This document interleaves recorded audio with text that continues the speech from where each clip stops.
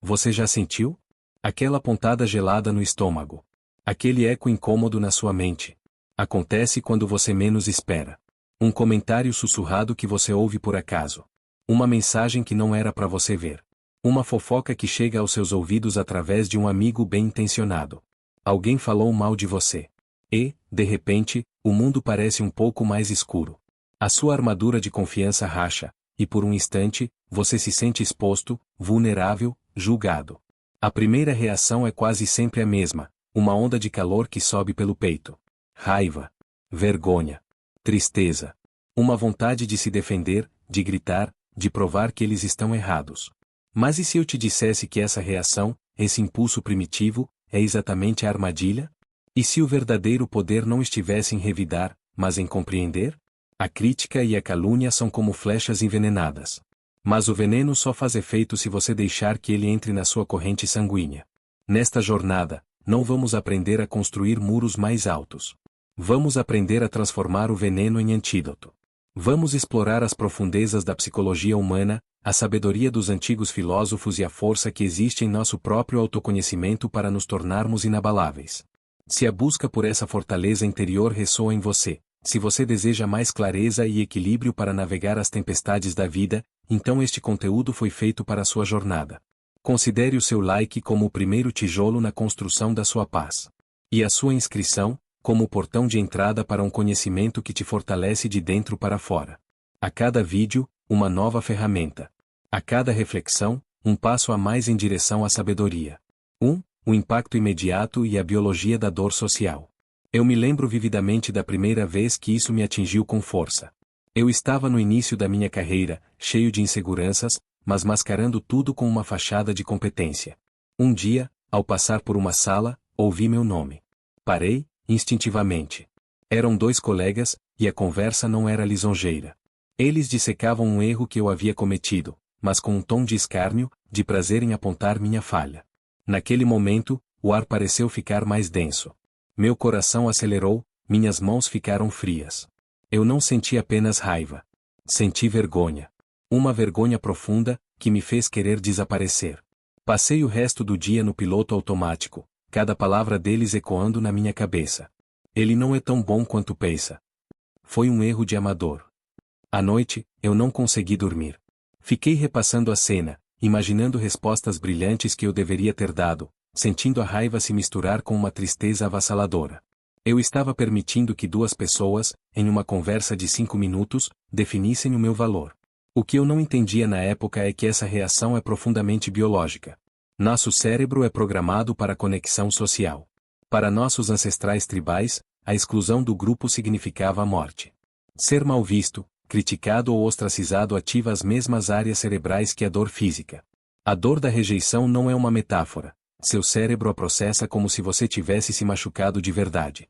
É a amígdala, nosso centro de alarme primitivo, disparando um sinal de perigo existencial. Entender isso é o primeiro passo para a liberdade. Você não é fraco ou sensível demais por se sentir mal. Você é humano. Seu sistema está respondendo a uma ameaça percebida da maneira como foi projetado para fazer ao longo de milhões de anos. A dor é real. Mas o que fazemos com essa dor, a história que contamos a nós mesmos depois que o alarme soa, isso é uma escolha. A sociedade moderna amplificou esse mecanismo. As redes sociais se tornaram uma arena global de julgamento. Um comentário negativo de um estranho do outro lado do mundo pode arruinar o nosso dia. Vivemos sob um microscópio constante, real ou imaginário. E essa pressão para ser perfeito, para ser universalmente gostado, é uma receita para o sofrimento. Porque a verdade inescapável é, você nunca será universalmente gostado. E a busca por isso é a busca por uma miragem no deserto. Aceitar a dor inicial como uma resposta biológica, e não como uma verdade sobre quem você é o primeiro acto de poder. Você sente a dor, a reconhece e diz a si mesmo, ok, meu cérebro está reagindo a uma ameaça social. Isso é normal. Agora, como eu, a consciência por trás da reação, escolho proceder. 2. O espelho. Por que as pessoas falam mal? Depois de sobreviver ao impacto inicial, a próxima etapa é mudar o foco. Parar de olhar para nossa própria ferida e começar a analisar o arqueiro. Por que uma pessoa se dá o trabalho de falar mal de outra? Raramente, quase nunca, é sobre você. É quase sempre sobre ela. As palavras de uma pessoa são um espelho de seu próprio mundo interior. Pense nisso. Uma pessoa feliz, realizada, em paz consigo mesma, sente a necessidade de diminuir os outros? De espalhar negatividade? Não. Pessoas felizes querem ver os outros felizes. Pessoas que se sentem bem consigo mesmas elevam os outros. A crítica destrutiva, a fofoca, a calúnia, são sintomas de uma doença interior. Vamos dissecar as principais razões pelas quais as pessoas criticam.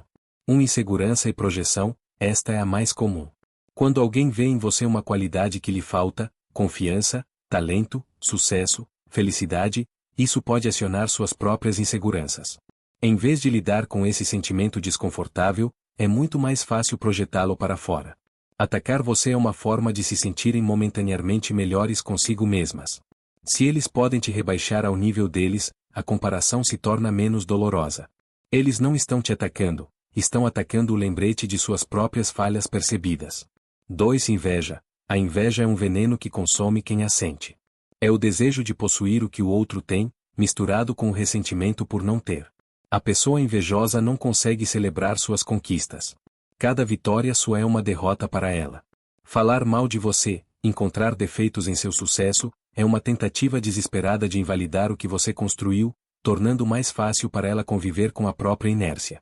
3. Diferença de valores. Às vezes, a crítica não vem de um lugar de maldade, mas de uma profunda incompatibilidade de valores. Seu modo de vida, suas escolhas, sua autenticidade podem desafiar o livro de regras que a outra pessoa segue. Alguém que valoriza a segurança acima de tudo pode criticar você por correr riscos. Alguém que vive para agradar os outros pode chamar sua autenticidade de egoísmo. A crítica deles é uma defesa de seu próprio sistema de crenças. 4. Tédio e falta de propósito. Sim, é tão banal quanto parece. Algumas pessoas falam mal das outras porque suas próprias vidas são vazias. A fofoca e o drama alheio são um entretenimento que preenche o vazio de suas existências.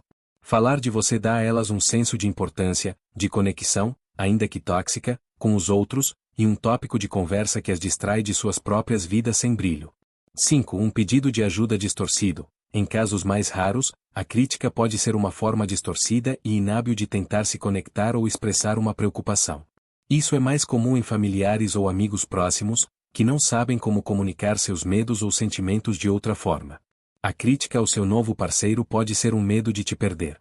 A crítica à sua mudança de carreira pode ser uma preocupação com a sua segurança financeira. Quando você entende que as palavras dele são um reflexo de suas próprias lutas internas, a crítica perde o poder.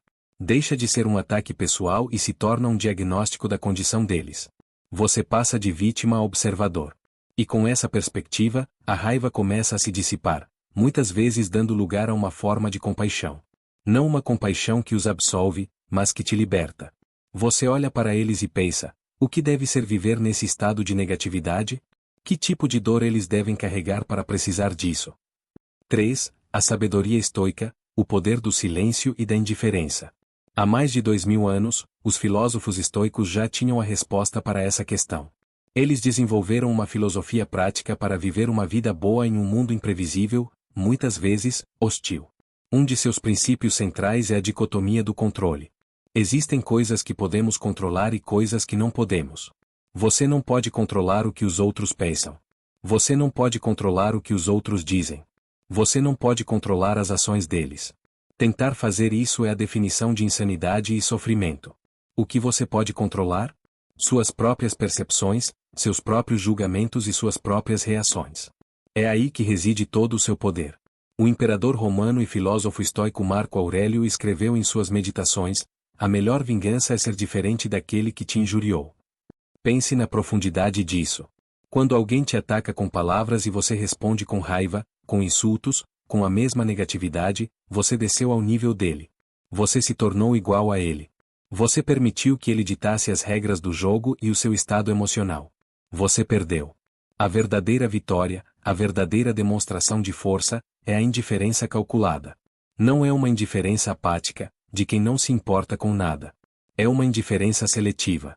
Você escolhe não dar importância àquilo que não merece sua energia mental e emocional. Imagine que as palavras dele são pedras atiradas em sua direção.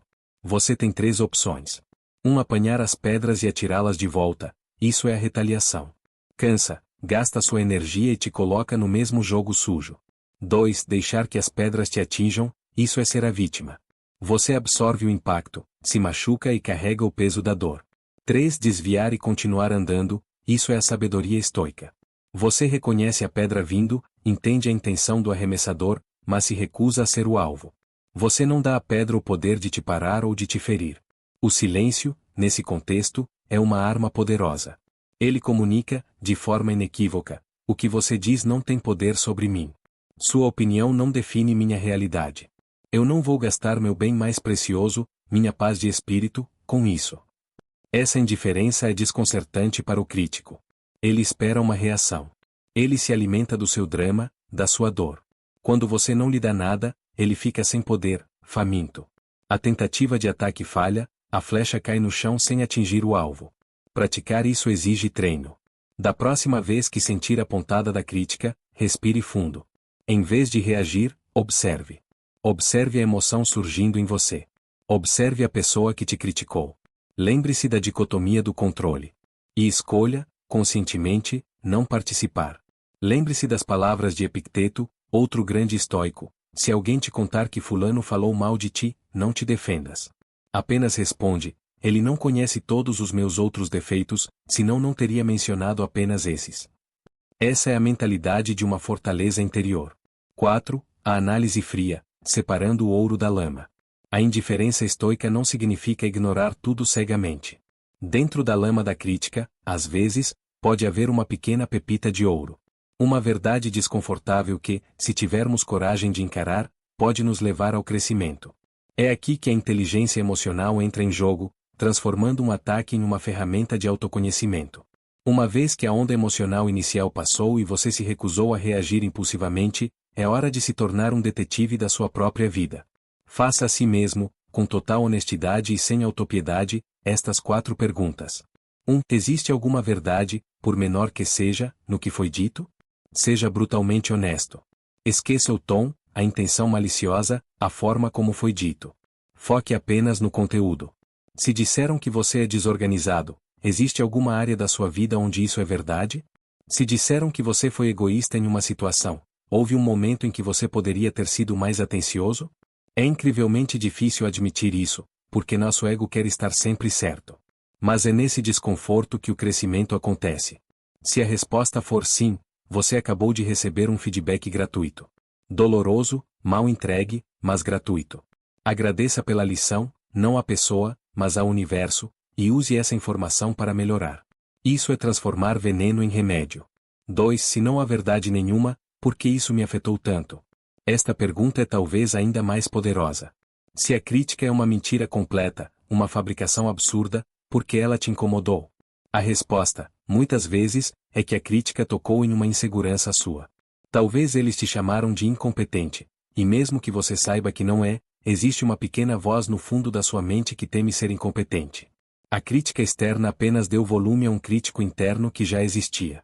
Identificar isso é um presente. Agora você sabe qual área da sua autoestima precisa de mais trabalho. Você descobriu um ponto fraco na sua armadura que precisa ser reforçado, não por causa deles, mas por sua causa. 3. Qual era a intenção provável da pessoa? Volte à análise do espelho. A pessoa estava insegura? Com inveja? Entediada? Tentar entender a motivação dela não é para perdoá-la, mas para despersonalizar o ataque. Quando você percebe que a crítica era um sintoma da dor dela, e não uma avaliação precisa de você, o ataque perde sua validade. Ele se torna apenas um ruído irrelevante. 4. O que isso revela sobre o caráter da pessoa e como devo ajustar meu relacionamento com ela? A crítica é um dado. Uma informação valiosa sobre quem a pessoa é. Ela te mostrou que não é confiável. Te mostrou que tem uma natureza negativa ou invejosa. Use essa informação. Não para guardar rancor, mas para se proteger. Isso pode significar limitar o contato, não compartilhar mais informações pessoais, ou, em casos extremos, cortar a pessoa da sua vida. Você não está sendo vingativo, está sendo sábio. Está cuidando do seu jardim e removendo as ervas daninhas que ameaçam sufocar suas flores. Este processo de análise fria e metódica é o que separa uma pessoa reativa de uma pessoa proativa. Você para de ser uma bola de ping-pong, jogada de um lado para o outro pelas opiniões alheias, e se torna um jogador de xadrez, que observa o tabuleiro, entende os movimentos do oponente e planeja sua própria estratégia com calma e clareza.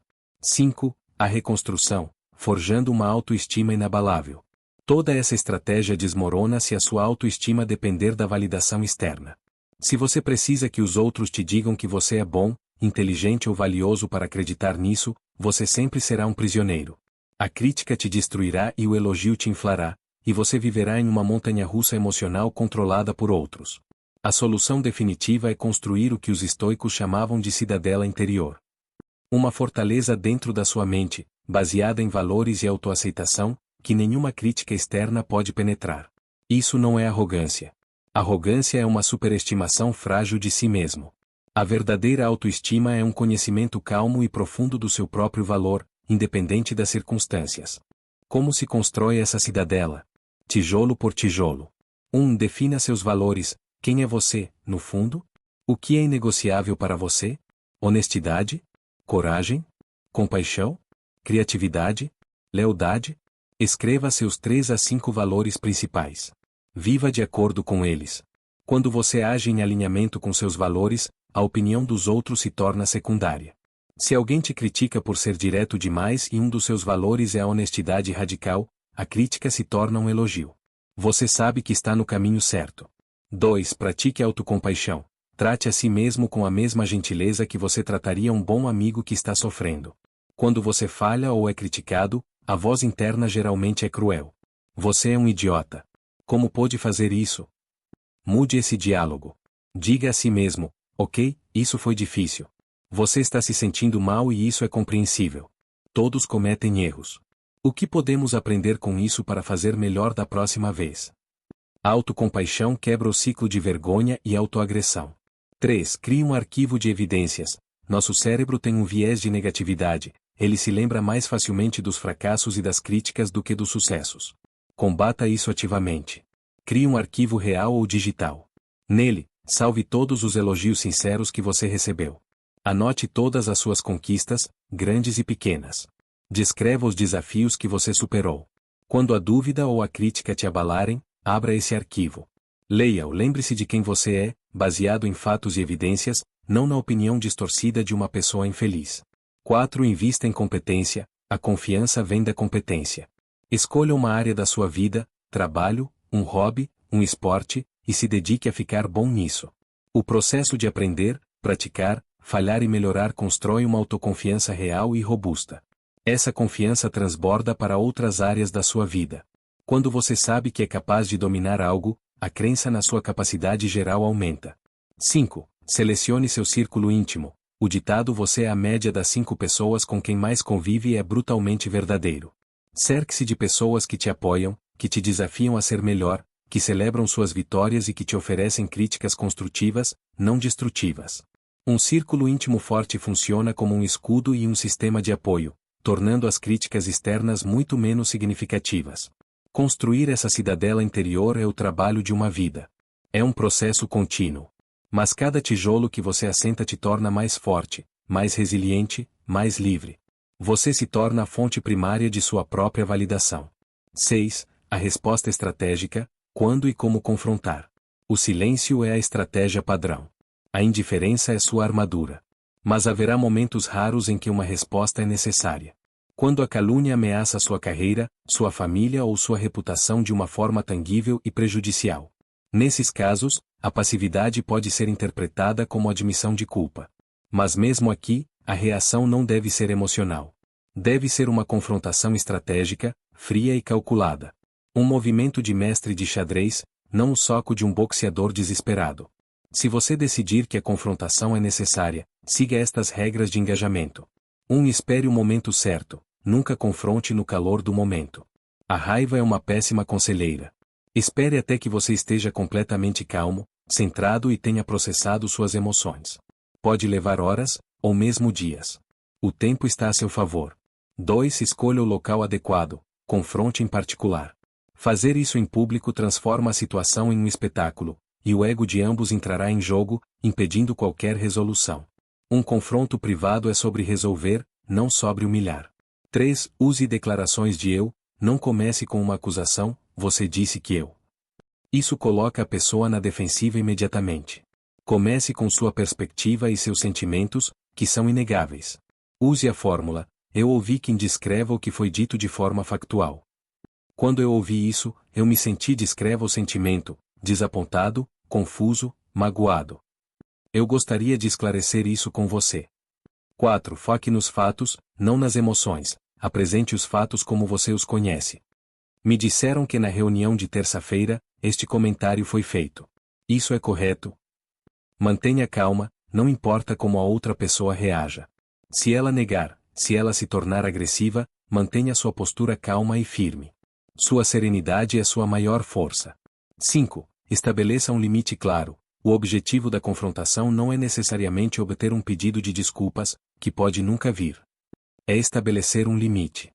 Você pode terminar a conversa dizendo: eu valorizo nosso relacionamento profissional pessoal, e para que ele continue, eu preciso que haja respeito mútuo. Eu não tolerarei ser falado dessa maneira no futuro. Espero que você entenda. 6. Esteja preparado para ir embora. Você não pode controlar a reação deles. Eles podem mentir, atacar, distorcer. Você precisa estar preparado para simplesmente encerrar a conversa se ela não for produtiva. Eu vejo que não estamos chegando a lugar nenhum. Eu disse o que precisava dizer. Tenha um bom dia. E vá embora. Você fez sua. Você agiu com integridade e coragem. O resto não está sob seu controle. A confrontação estratégica não é sobre vencer uma discussão. É sobre defender sua honra, seu espaço e seus limites com dignidade e autocontrole. É o ato final de uma pessoa que se recusa a ser uma vítima. Transformando chumbo em ouro. Olhe para trás, para a jornada que fizemos. Começamos com a dor crua de uma crítica. A sensação de sermos diminuídos, julgados. E agora, veja onde estamos. Entendemos que a dor é uma reação biológica, não um veredito sobre nosso valor. Aprendemos a olhar através do crítico e ver o reflexo de suas próprias inseguranças e dores. Absorvemos a sabedoria dos estoicos, aprendendo a proteger nossa paz interior com a indiferença seletiva. Desenvolvemos a habilidade de um detetive, separando a verdade útil da mentira tóxica. Começamos a assentar os tijolos da nossa cidadela interior, uma autoestima que não depende da aprovação externa. E, finalmente, aprendemos a confrontar quando necessário, não com raiva, mas com a força tranquila da estratégia. Você percebe o que aconteceu? Um evento negativo, potencialmente destrutivo, foi transformado em um catalisador para um crescimento imenso. A crítica não te enfraqueceu. Ela te forçou a se tornar mais forte, mais sábio, mais consciente. Você usou a escuridão para alimentar sua luz. Isso é a verdadeira alquimia da alma, transformar o chumbo da experiência negativa no ouro da sabedoria. Da próxima vez que alguém falar mal de você, e isso vai acontecer, sorria por dentro. Não com arrogância, mas com conhecimento. Você saberá que aquele é mais um teste. Mais uma oportunidade de praticar a arte de ser inabalável. Mais um treino para fortalecer sua cidadela interior. Eles pensaram que estavam atirando uma flecha. Mal sabem eles que estavam apenas te entregando mais um tijolo para construir sua fortaleza. Qual foi a crítica mais difícil que você já recebeu e o que ela te ensinou? Compartilhe sua sabedoria nos comentários.